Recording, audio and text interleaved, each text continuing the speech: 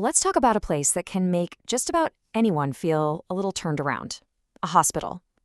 We're going to break down the surprisingly simple language you need to ask for directions and actually understand them so you can get where you need to go with a whole lot less stress. We've all been there, haven't we? You're trying to find an important appointment or visit a loved one, and suddenly every single corridor starts to look exactly the same.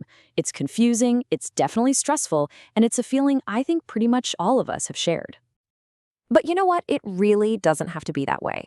In this explainer, we're going to arm you with the key phrases to confidently ask for and follow directions in any hospital. So let's start our journey at the most logical place possible. Our little tour begins right where most hospital visits do, the main entrance. This is your absolute best shot to get your bearings, and honestly, the simplest questions are usually asked right here.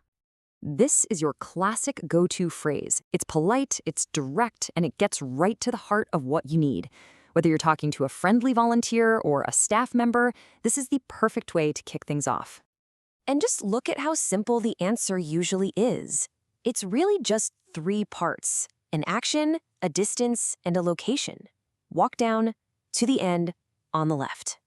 This super simple structure is the foundation for almost any set of directions you're ever going to get. All right, let's try another one from the same spot. We're still right there at the front entrance, just asking for a different department this time. Now, here we see a really useful little navigational shortcut. Instead of just hearing on the right, you might hear opposite rehabilitation. That word opposite is a huge help. It turns one location into a landmark for another, and that can save you a ton of time and confusion. So, that's the entrance covered. Now, let's imagine we've followed those directions and we're standing in a new hallway, ready for our next move. Okay, next challenge. We need to get from this spot to another department. Now, the directions are going to get just a little more detailed. Okay, so the directions have a few more steps. When you hear a sequence like this, go out, turn left, walk, turn left again, the key is just to listen for the pattern. It's a simple recipe, right? An action followed by a direction, repeated. Just try to picture it in your head as you hear it.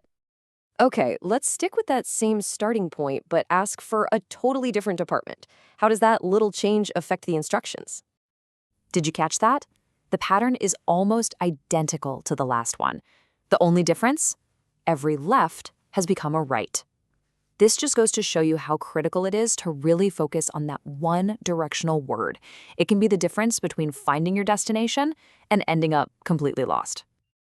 For our final stop, we are heading to the Command Center of Hospital Navigation, the main reception or information desk. This is where the really complex questions get answered. Now, this is a fantastic question, especially when you know the general area, like a floor number, but you're not sure about the exact department. It helps you build a little mental map before you even start walking. A lot of the time, the answer you get will be a list just like this. Now, don't try to memorize the whole thing. Just listen for the department you need and maybe 1 or 2 others that are nearby. That'll help you confirm you're in the right zone. You know, sometimes the place you're desperately looking for is actually way closer than you think. Let's see how that one plays out. And sometimes the answer is the simplest of all. It's right behind you.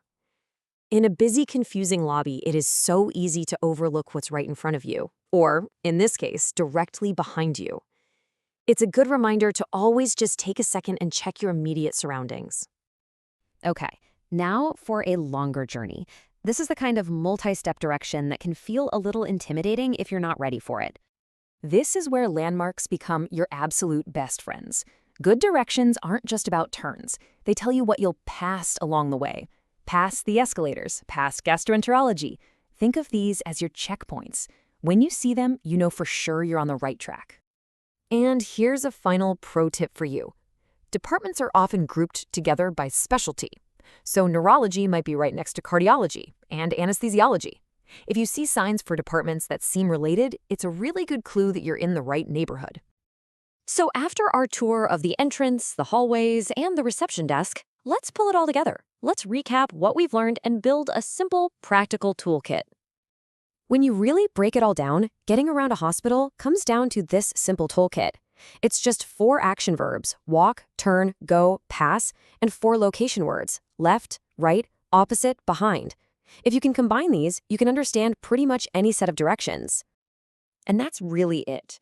With this simple vocabulary, you can confidently turn what used to feel like a confusing and stressful experience into just a straightforward task.